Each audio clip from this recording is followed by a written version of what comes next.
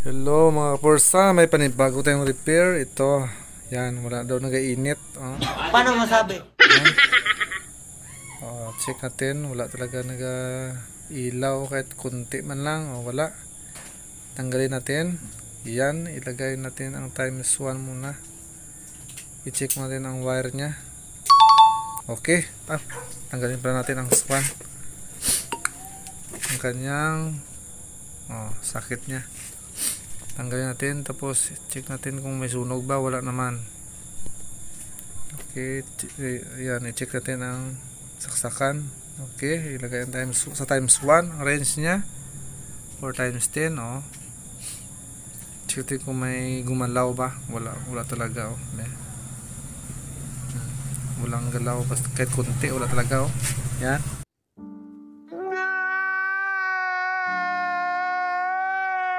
Dapat nagalaw siya.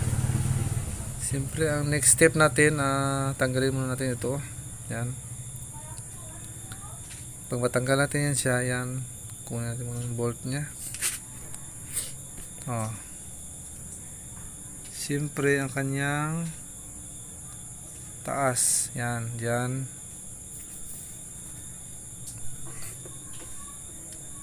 Pag tanggal natin yan, next naman natin ang ito, yan, ang dalawa niyan.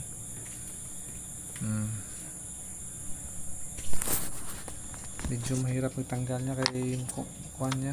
Yan. Pagkatapos naman yan, ito naman.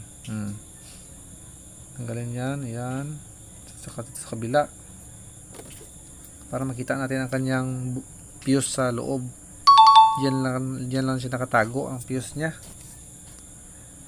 Okay, sana yung tanggal na.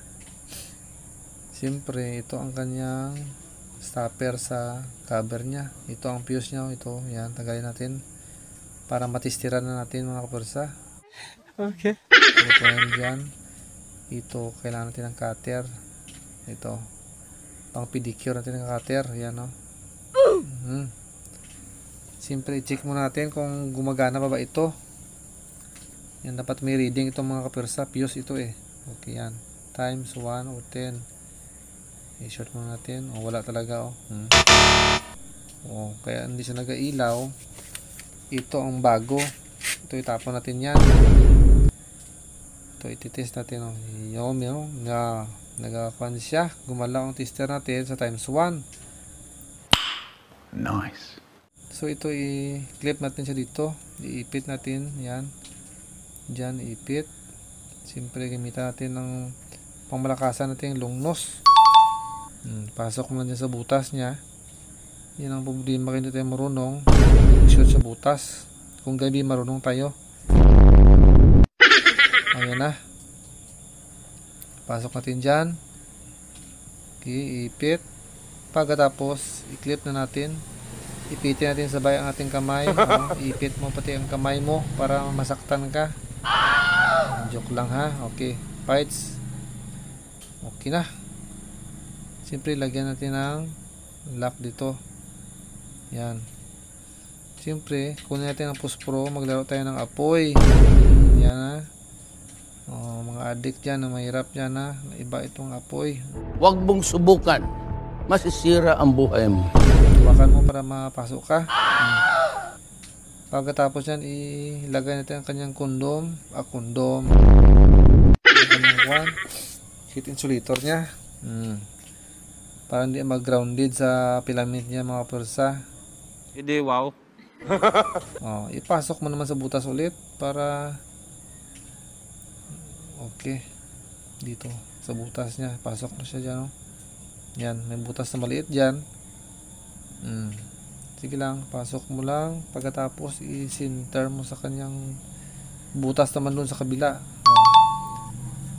Dito ang bolt niya para malak siya. Yan. Simple lang siya mga persa. Diyan. Ipit mo dyan siya. I-bolt mo agad. Yan. Okay. Simple, takluban na natin. Ito, di dyan na siya mga persa. Yan. Yan, close natin dito. Yan. Pagkatapos dyan, hanapin natin ang bolt niya para sa dito. Dyan. I-lock naman natin. Okay. Bilisan natin ito para makapira na tayo. Ayan. Yeah, boy. Parang may problema. Sige. Okay na. Siyempre, lock natin dyan. Dito naman sa kabila. Tatlo lang ito ang mga kapirsang lock nya. Yan. Dito naman sa kabila. Siyempre, ilagay natin ang ganyang takip. Dito ang takip na. Oops, naipit pa. Tanggalin mo natin ha. Okay, sobrahan. Naipit ang kanyang mga siki nya. What? Ang siki ang kanyang paa. Okay. Siyempre, tabunan natin dito. Diyan. Pagtabon dyan, siyempre yan. I-close mo lang ng kuan, isintro mo, isinter mo sa kanyang butas. Sa switch niya, sa yung bilog. Ayan na. Automatic na tayong maglagay ng bolt dito. Okay. Paglagay natin ng bolt, yan, dito sa kabila. Okay, dyan, dito din. Lagyan din natin ng bolt. Kailangan wala tayong matira ng bolt para okay. Kaya pag may kulang pa pala dito isa. Yan, dito. Parang may ginansya tayo ng bolt Okay, yan. Pagkatapos yan, ito namang isa. Yan. Ipit dyan. I-clip dyan sa dulo. Sabay pasok sa dulo din. Yan lang. Napaka-easy. Paano masabi? Ito. Oops, nahulog ang bolt nya. Gamitin natin ng parang hindi tayo marunong mag-shoot ng butas na maliit ba. Sa kabila na lang. Yan. I-shoot mo lang dyan sa butas na yan. Yan Pagkatapos, siyempre alam mo nang gagawin. Papasukan natin ng star screw. Okay. Yan. Check natin baka may nagdikit para hindi tayo mag-happy new year. Ayan na. I-clip natin dyan. Unahin natin ang puwitan nya. Ayan. Pasok yan ang star screw nya. Lock na. I-check natin sa time zone mga kapirsa kung gumagalaw na ba ito ang kanyang hair. Yan. Ayun na. Gumagalaw na talaga siya mga kapirsa. Ayan. Okay na siya. Wow! Naman! Thank you for watching. Ito-try naman natin. Ayan umiinit na siya mga kapirsa. May lights na. Thank you for watching.